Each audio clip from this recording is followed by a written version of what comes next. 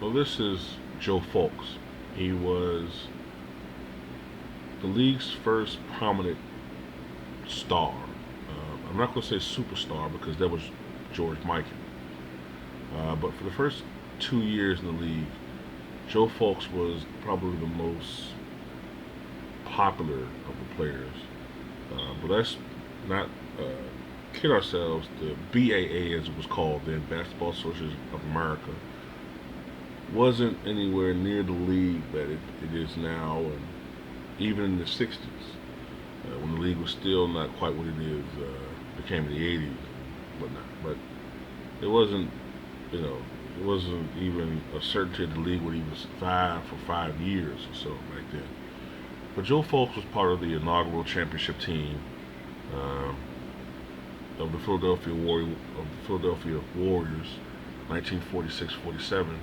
Back when the Warriors were in Philadelphia, in the mid '60s, I think it was around that time they moved to San Francisco, and during the '70s they moved eventually to Golden State, which is where they're home now.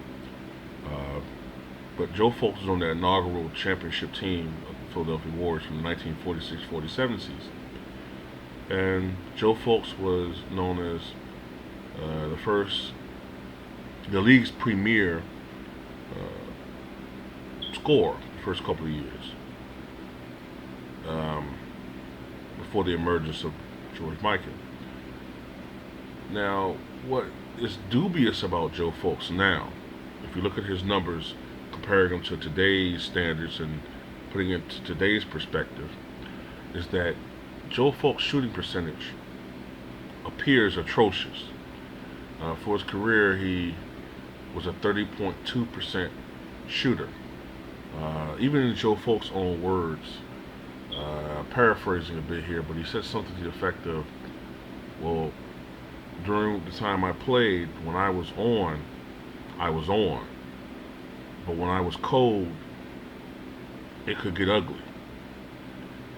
And his 30.2% percentage looks abysmal and just horrid. And like, how could this guy start it? But during his era, 30% shooting was very good. It would be akin to a guy shooting 50% now. Now, why did everybody shoot so poor back then? Now, in the early days of the NBA, I'm not even talking about the Bob Pettit years in the mid '50s and to '60s. I mean the early days of the NBA, like the late '40s. Guys shot horribly. I mean, it was normal. I would say back then, and I'm just going off of just remembering statistics and reading about this type of stuff. A bad shooting percentage back then probably would be shooting under 20% or low 20s, maybe. 25% probably would be average for a perimeter player. 30% would be good. 35%, hey, you're Artist Gilmore. Now, why do these guys shoot such a low percentage back then? There's no one answer to that. You um, I have theories. I think it has to do with the equipment. I think the basketballs they used were probably very faulty. They probably had balls with low air in them at times. This was a league that's just starting. Um, I think another factor could be that they probably played in some shitty arenas where the lighting may not have been very good. If they played during nighttime, there could be just different things. The conditioning probably wasn't what it became as these guys, as it, you know, 'cause you understand, back then, these guys probably had to have full-time jobs during uh, the course of the year. So they weren't full-time athletes the way that people are now. I'm pretty sure sometimes these guys got tired. You understand what I'm saying? Like, this is not the era of jet travel. These guys probably most likely traveled by bus, via bus, train. Okay, that can be grueling on a person traveling that way. They're probably tired of these damn games. And I'm also trying to think about the game the way it was played back then. There was no shot block. Excuse me. There was no goaltending. So you know, I'm pretty sure a lot of shots got blocked that today would be called goaltending violations. The lanes were a lot narrower, lot narrower, so it was more congestion. Um, the way these guys shot back then, with those one-handed set shots, um, that had probably a lot to do with it. Probably the way the game was played. They, from what I could see from footage, and it's not the same as watching games.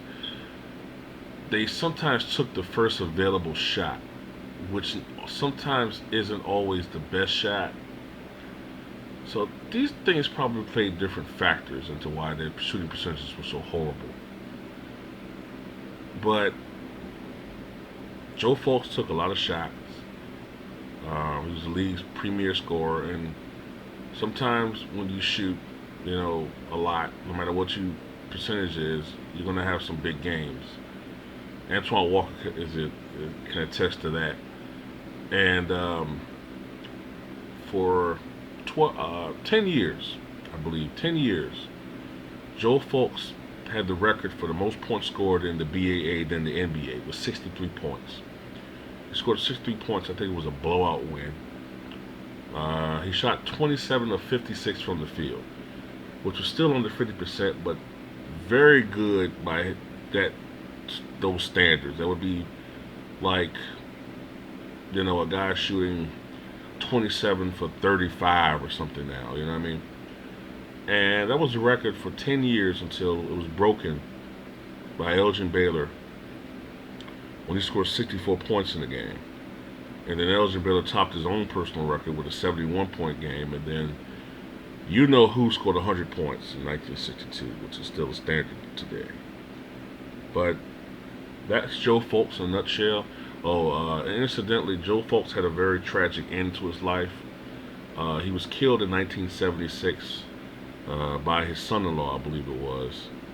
Or, no, I don't think that they were married. So that would be, I think he was killed by his girlfriend's son over some type of domestic argument. I can't remember what it was, but he was murdered in 1976. So he had a very sad end to his life. But 2 years later, he was inducted into the Naismith Memorial Basketball Hall of Fame, where he belongs, because set to the standards of the era that he played in, Joe Fulks was truly a revolutionary player, and he was a bona fide all-star. However, it's still worth noting that Joe Fulks shot 30% for his career, because coming into tonight's game against Philadelphia, the Lakers, Kobe for this season was shooting 30.5% from the field. Now, I remember being shocked at seeing Kobe shoot 37% last season. So I pretty much expected him to shoot right around that mark, maybe a little lower. But to shoot 30.5% I can't explain it. I can't even tell you how bad that is. I remember Wizards Jordan being criticized a lot because people were comparing him to his days in Chicago. Now, mind you, the last 4 years he played in Chicago, he wasn't in his prime. But from the day that he came back against Indiana, I remember that first game, March 19th, 1995. He came back against Indiana. I believe he shot 7 of 28 from the field. Very bad game. He had a lot of bad shooting games during that 17-year stint. 17-game stint with Chicago, 94-95 season. I remember one game he shot like, what was it, 8 for 29. He had an 11 for 29 game. And in the middle of that was that that 55-point game, 21-37 shooting. But all in all, he shot very unevenly that year.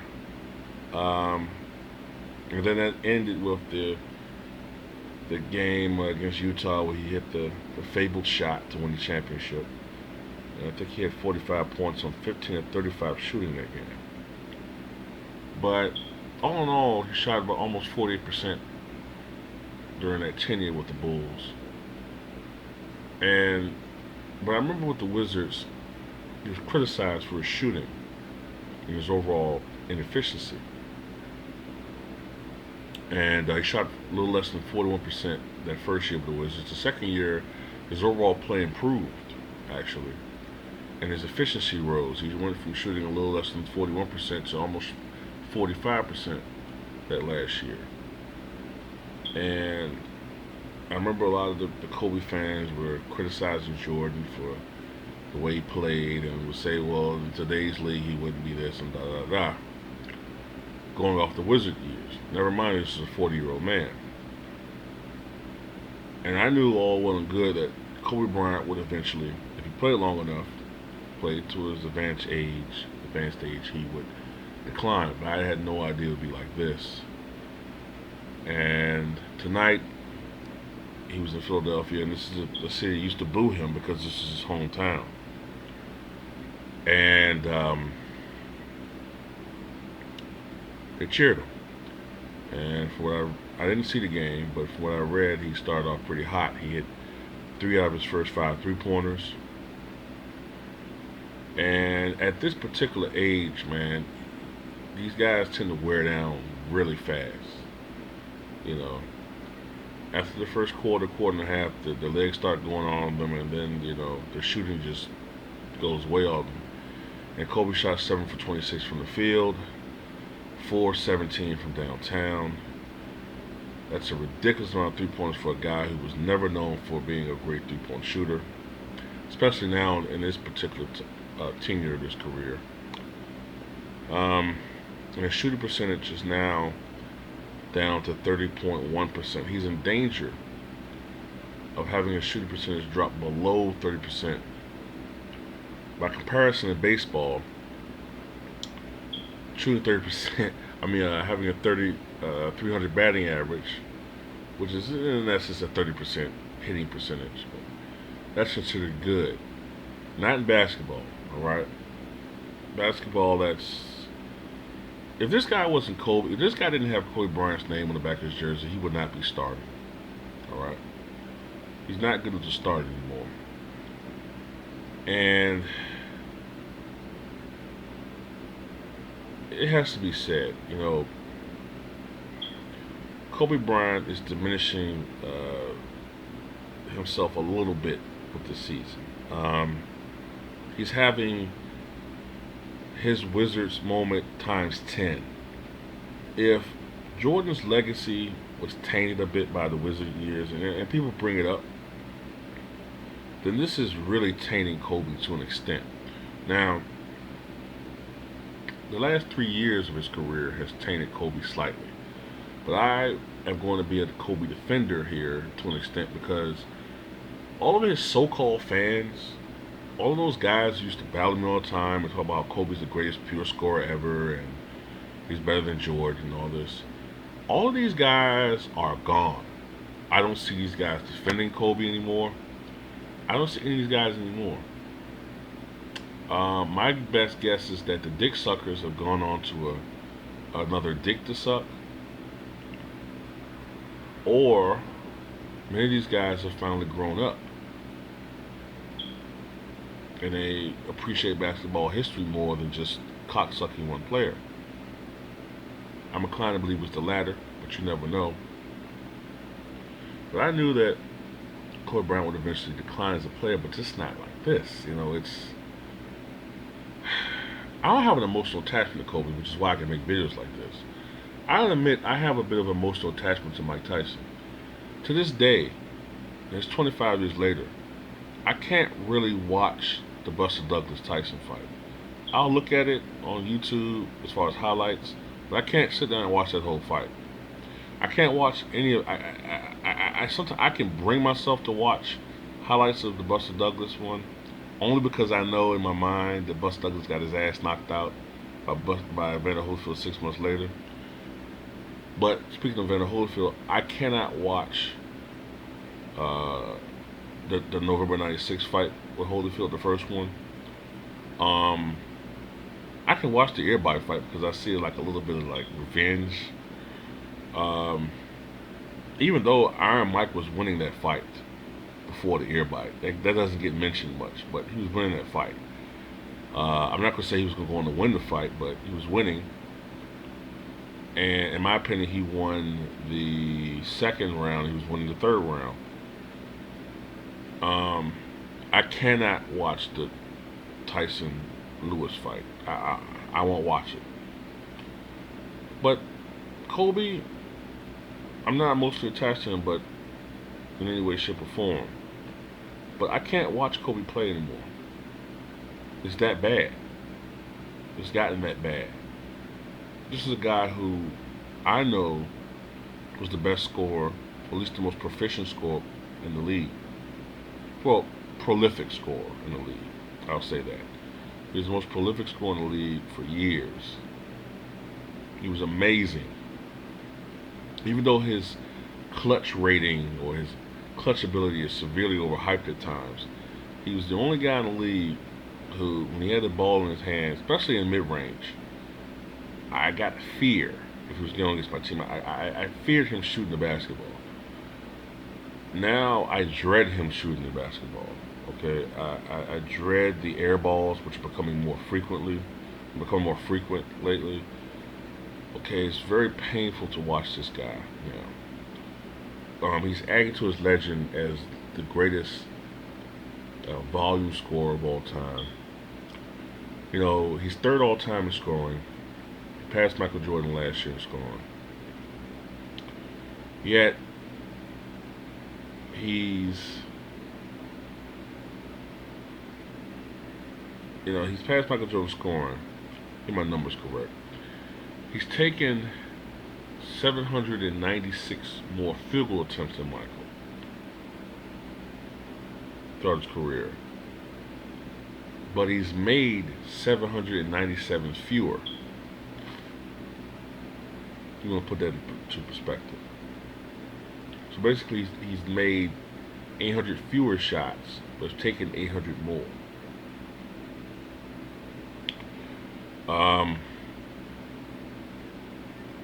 Barring injury, and that's a big if barring injury, he's most likely going to surpass Karl Malone, second place all time in field goal attempts. All right, Karl Malone has 26,210 field goal attempts. I know that. The all-time leader is Kareem, 28,307. No one's going to catch him. Now he's probably going to pass Karl Malone in field goal attempts, but he's going to finish nowhere near Karl Malone in points. Nowhere near. All right, he's not going to come within probably 2,500 points of Karl Malone when it comes to scoring. So, what's the point of this video? The point is, I guess, just to emphasize how bad of a season this guy's having. I mean, this is a historically. I nominate this year, as far as like you're talking about all-time greats. This is the worst season. If these numbers hold, and I don't really see any dramatic improvement in his shooting. I mean, this is almost 20 games into the season. All right, so we're getting close to a quarter of the season already done. This is a pattern, all right. This is a pattern, all right. This is what we're going to expect from this guy. I nominate this is going to be the worst season ever for any legitimate NBA All-Star or star. To shoot 29-30% from the field,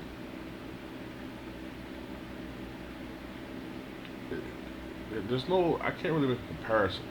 I don't see how anybody can even enjoy looking at this quote-unquote farewell tour from Kobe, all right? In the past, there were players you could enjoy their farewell tour, even if they were diminished players, because we knew what to expect from them. You know, I guess one player that comes to mind would be Bill Russell. I believe he announced before the season began that 1968-69 last year. And even though basketball wasn't as televised as much as it is now, I'm pretty sure the Boston faithful could enjoy watching Bill Russell that last year. He slipped a bit as a player, but he still was a dominant player and a team on a title that year. Julius Erving farewell tour. All right, he wasn't the same player, no, but you knew what to expect, and it was beloved by most people. And you just enjoy watching him, the flashes of greatness that he still showed. Kareem, his farewell tour 2 years later. All right, Kareem at that time had devolved into a 10 points per game scorer. Um, Actually making less than half his shots. This is a guy who a couple of years earlier had a career 57% field goal percentage. I think for his career now he's at 55.9%, which is still amazing. But we knew what to expect. Michael Jordan, his final farewell tour, even though he's kind of had two farewell tours, the last year with the Bulls, even though it was unofficial, that was forced on him because of uh, the asshole who I'll never forgive ever, Jerry Krause, and his ego. You know, Jordan still was close to his prime, even though he was devolving into a volume scorer that year. And his farewell tour with the Wizards, we knew what to expect. Some games he would look almost brilliant, and some games he would look awful. This year, Kobe has given us nothing but awful. Uh, he's been atrocious, awful, and bad.